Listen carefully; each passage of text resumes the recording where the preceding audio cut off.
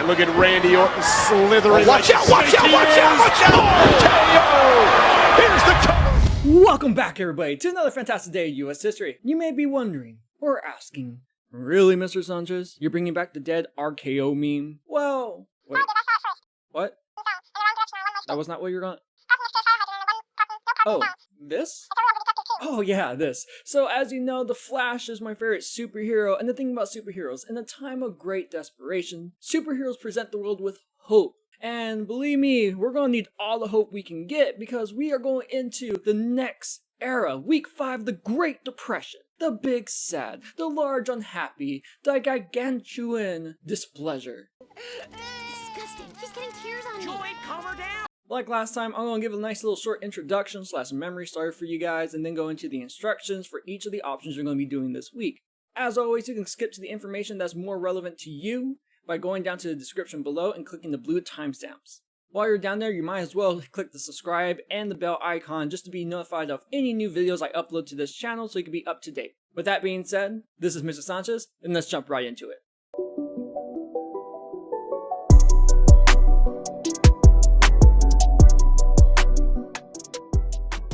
We are coming straight off the Roaring 20s. The Roaring 20s, all the partying, all the prosperity, consumerism. It was a great time with mass production, new technologies, people were getting rich, there's parties, a lot of fun. But was it all strictly good? Because you also got to keep in mind that during this entire time, during the Gilded Age, during World War I, during the 20s, we still got Jim Crow going on, the rise of racism, especially in the 1920s. The KKK was reaching a peak in memberships to the point where they even had the audacity to go and march at the White House without masks. This is a time where racism was just normalized. And we have eugenics. We also have a massive wealth disparity and a gap in wealth in America. 1% versus the 90%. And a lot of people were using credit. And that's kind of the thing. Because during this time, leading up to the Great Depression, only 1/4 of Americans had an actual savings account. A lot of people were using credit to get all their stuff. And here's the thing about credit. It affects the way we see the world.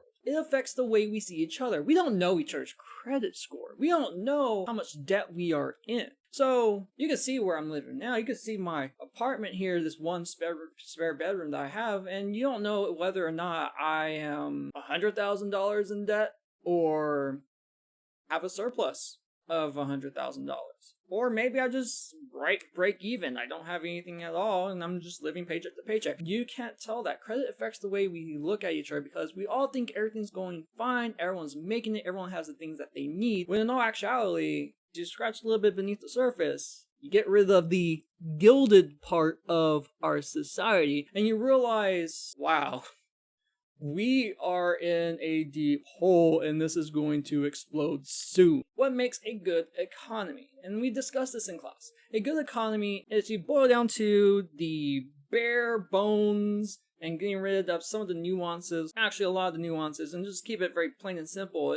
We can determine what's a good economy just based off the flow of money from people to business to government back to the people. I showed this PowerPoint slide earlier in the year and I'm going to bring it up again.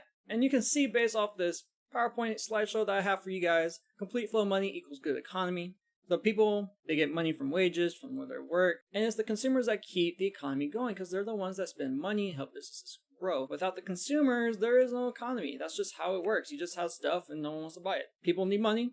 They buy the goods, businesses grow, government taxes those businesses so that they can use that money to collectively help the people as a whole through better public services, and it saves the people money. And if it saves people money, that means people have more money to spend. People have more money to spend. That means businesses are making even more money. And you don't have to increase taxes because naturally, businesses making more money leads to the government making more money through taxes. Because there is a growth in the business, they should be expanding and hiring more. If they're expanding and hiring more, then they're paying more people. That means you have a stronger consumer base. And this is the trickle-up economics, where you are building from the bottom up and not from the top down. But at any point, we see a limited flow of money between these groups, from people to business to government back to people. You weaken the economy. And if you weaken the economy, it's only a matter of time before it collapses. So let's think about it. Where is this credit coming from? Who is paying for this in the long run? Well, these businesses are giving out their product.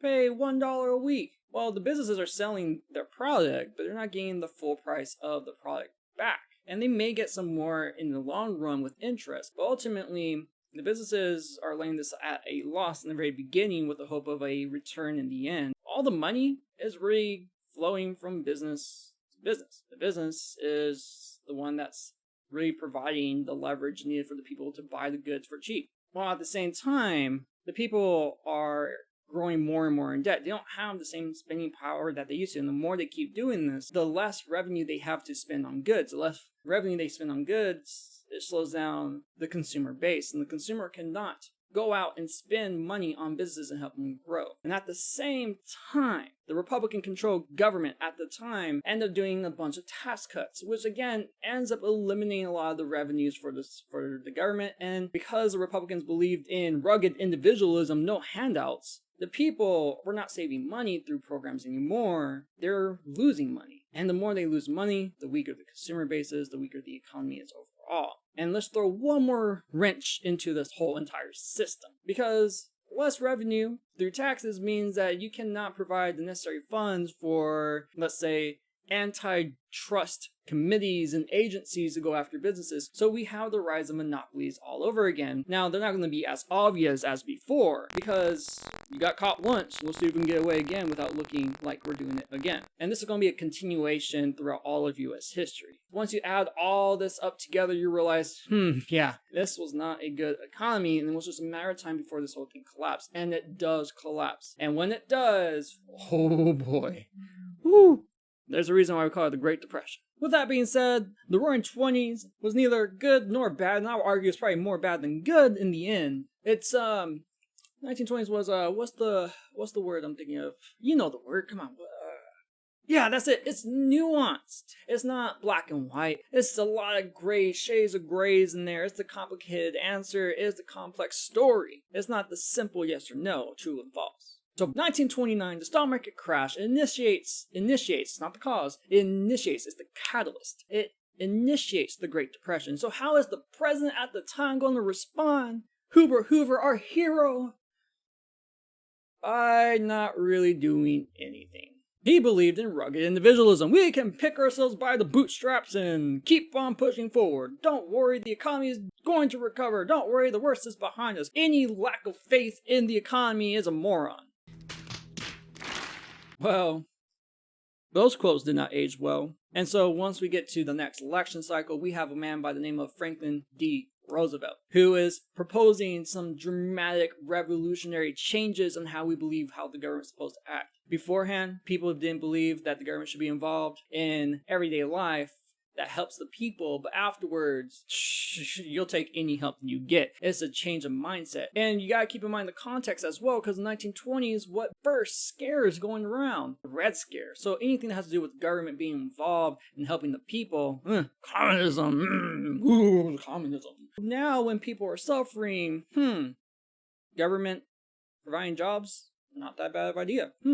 Government providing loans and grants, not that bad of an idea. The government making regulations to make sure this never happens again, and that we should never, ever get rid of some of these regulations, not a bad idea. Reagan. Anyways, with FDR coming around with the next election cycle, he seemed like the one that was going to win, and Herbert Hoover ends up becoming Herbert Hoover, the snoozer, the loser, because he loses the next election. He tried his best to keep on punching that FDR, but he couldn't do anything, just like he didn't do anything for the Great Depression.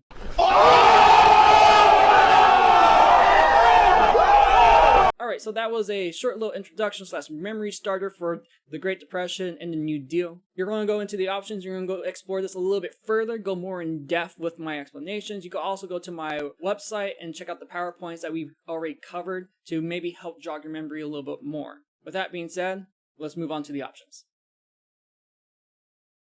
Now, before I go into the instructions for each of the options, I want you guys to know that I'm not going to go in depth as I usually do with these options. We're in week 5, and the activities themselves don't change if you haven't noticed. The content changes, but the activities themselves do not. If you want a more in-depth explanation of how I access and what I'm looking at, you can go check out the previous videos, and I'll link them up here, so click the little icon around here.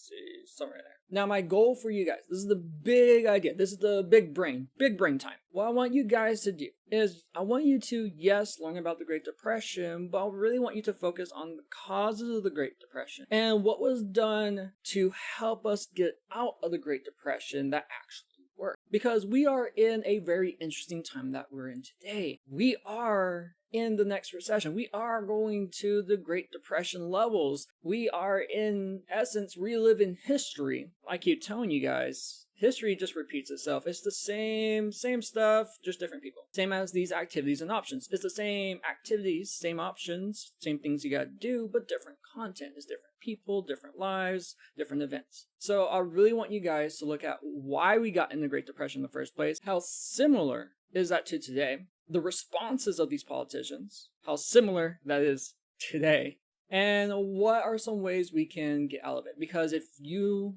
look at what worked and what does not work in history, you can see a politician, a leader, a high figure in society and be like, we did that before, it didn't work, so let's find something better. Because what's important is that you guys are informed citizens, so where you can choose people and tell when people are lying to you versus telling the truth, and you can vote in that way. With that being said, I'm not going to go that in depth with 1, 2, and 4. Those are essentially the same activities, just different content. The goals, keep in mind that you're trying to compare it to today. And I'll give a little bit more of an explanation for option 3, 5, and 6. But let's get to it. Alright, so for option 1 and 2, what we're going to do, as always, we are going to go to the main page of our Google Classroom. From here, you go to classwork as usual. Now, on my actual Google Classroom, as you notice, it's starting to get a little bit messy with a lot of the extra stuff I'm posting there. So as always, to get to your assignments quicker, look on the side where it says all topics, and you're going to go down to week 5 distant learning. You click week 5 distant learning, and you have all the assignments. Again, the clipboard over here is where you're going to turn all your work in. This is where you turn the finished products. Up here, where you see the book with the bookmark, that is where you're going to get all the materials. That's where you make copies of each of the options. So for option 1 and 2, we're going to click here, option 1, option 2, and I'm just going to go through option 1 so I can just make clear you're making the copy and change your name. So you're going to click option 1. As usual, you should not be able to adjust this whatsoever, but you can go to File, make a copy, and change the name to your name. Once you make the copy, then you're going to be able to make all the adjustments you need, and once you're done, you can go ahead and turn it in. Once you made the copy, you can make all the adjustments that you want, and then you can turn the assignment in. And the way you turn the assignment in for option 1 and 2 is by going back to the main page. Once you're on the main page, go up to classwork, week 5 assignments, view assignment, add or create, then go to Google Drive, and you go to the most recent one. That should be the one that you just made. So there you go, Mr. Sanchez. Week 5, number 1. You can do this for option number 2. So for both of these options, let's go ahead and read, for number 1, read the articles and answer the questions. And for option number 2, go ahead and watch the video, give a summary, ask someone about their opinions over the matters that were discussed in the video, and write down whether you agree or disagree. Give me specific evidence. Treat this like one of my quizzes, my argumentative quizzes. That's what I'm looking for. Now let's go on to option 3. For option 3, as usual, you're going to go up to classwork. Then from classwork, go to materials and instructions. Click week 5, number 3, should be a PowerPoint. And there's quite a bit of stuff for you to do. Unlike previous eras where we have multiple presidents you're going to research, something about the Great Depression is that the 2 presidents at the time, Herbert Hoover was at the very beginning, and then FDR picks up the mantle and tries to fix everything. And the thing, he was so popular that he remained president for a good 10, 13 years. There's only one president. On top of that, he did so many different important things that there's just so much to choose from, so much variety that I really want you to get lost in the research here.